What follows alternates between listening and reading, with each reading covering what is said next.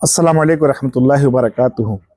जैसे आप थंबनेल पढ़ रहे हैं, पाकिस्तानी शुरा के वकील मुफ्ती अरशद देहलीवाला के शर अंगेजी क्या मौलाना साद साहब बिदती हैं। अभी मुफ्ती अरशद देहलीवाला साहब जो है मौलाना साद साहब को बिदती कहे हैं, जबकि दिल्ली मरकज के अंदर ऐसे कोई काम नहीं होता जिसको बिदत करार कर दिया जाए। अगर दिल्ली मरकज में बिदत काम होते हैं, बिदत आमाल होते हैं, बिदत तरतीब पे काम होता है, तो मैं आपकी इंफॉर्मेशन के लिए बता दूं, आपके जो शूरा हैं उसी बिदत तर्ज पर काम कर रहे हैं। वही नहज, वही सब कुछ है। सिर्फ बदला है तो क्या बदला है? वो बदला है कि उनके पास अमीर नहीं है, हमारे मरकज में अमीर है। पूरी तरतीब वही है। अब इसके हिसाब से तो जो है शुरा वाले जो आपके साथी हैं वो भी बिदती हुए, उनको बिदती ऐलानिया क्यों नहीं बोल रहे आप? अब इस वीडियो के अंदर जवाब सुन लीजिए। एक उलेमा ने उलेमा को जवाब दिया है, उन आलिम ने इनको क्या जवाब दिया है, इस वीडियो के अंदर सुनिए। बिस्मिल्लाहिर्रहमानिर्रहीम। तबलीगी जमात के मुतालिक यूट्यूबर अरशद दहलीवाले के एक जुमले का जवाब। अरशद दहलीवाला कहता है कि मैं मौलाना साद साहब को बिदअती, ज़ाल और मुज़िल समझता हूँ जिसके ठोस दलाइल मौजूद है।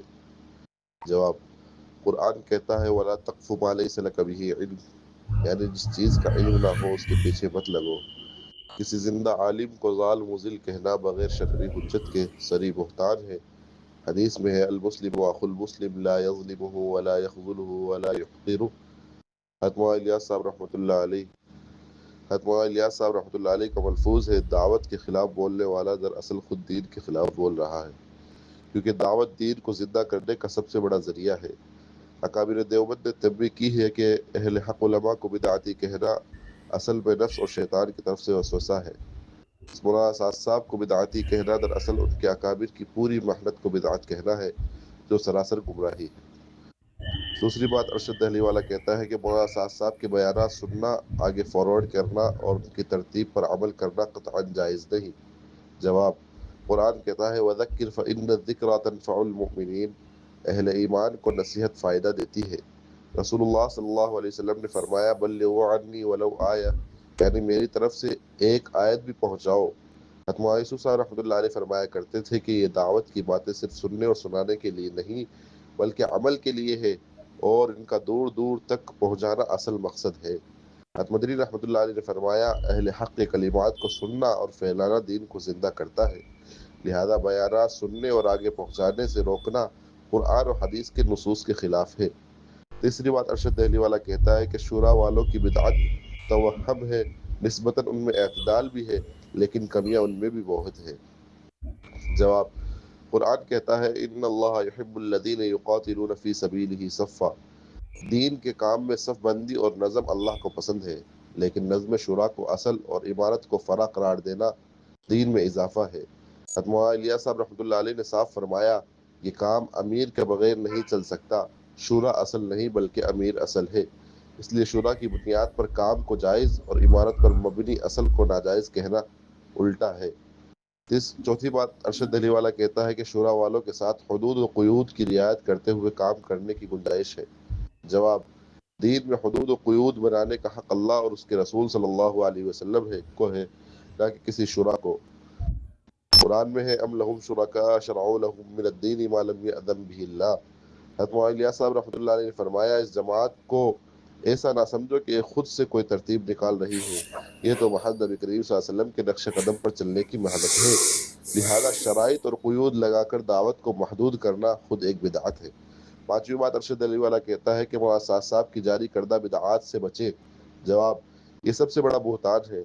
हतमा इलियास साहब रहमतुल्लाह अलैह ने फरमाया था इस जमात को सबसे ज़्यादा मुखालफत का सामना अपनों की तरफ से होगा, क्योंकि ये दावत उनकी आदतों के खिलाफ है। वहाँ साद साहब जो बात करते हैं वही बात उनके दादा और परदादा फरमा गए। हतमा इलियास साहब रहमतुल्लाह अलैह ये जमात फरमाया करते थे कि यह जमात दीन के सारे शोबों को जिंदा करने का जरिया है, जो इस पर एतराज़ करे वो असल में दीन पर एतराज़ करता है। हतमा यूसुफ साहब रहमतुल्लाह अलैह फरमाया करते थे कि इस काम की असल ये है कि हर मुसलमान को दाई बनाया जाए, खा वो कितना ही जाहिल क्यों ना हो। तो अगर मौलाना साद साहब को बिदअती कहा जाए तो लाजिम آتا ہے کہ نعوذ باللہ مولانا یوسف صاحب اور مولانا الیاس صاحب رحمۃ اللہ علیہ کو بھی بدعتی کہا جائے. مولانا سعد صاحب کی باتیں نہ کوئی نئی ہے نہ کوئی بدعت ہے، یہ وہی باتیں ہیں جو مولانا الیاس صاحب رحمۃ اللہ علیہ اور مولانا یوسف صاحب رحمۃ اللہ علیہ کہہ کر گئے، بلکہ کہیں زیادہ سخت انداز میں کہہ گئے.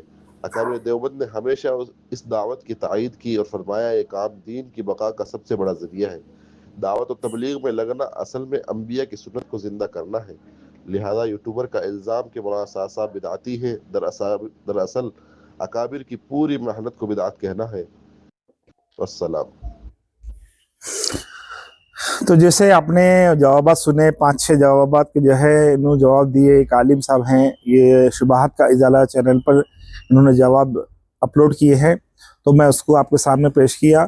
جیسے انہوں نے کہا کہ اگر مولانا سعد صاحب کو بدعتی کہہ رہے ہو، جو کام مولانا الیاس صاحب، مولانا یوسف صاحب اور سنت کی نہج پر ہو رہا ہے، اگر ان کو بدعتی کہا جاتا ہے تو جتنے شورا ہیں وہ سب بدعتی ہو گئے. مولانا الیاس صاحب بھی بدعتی ہو گئے، مولانا یوسف صاحب رحمۃ اللہ علیہ بھی بدعتی ہو گئے.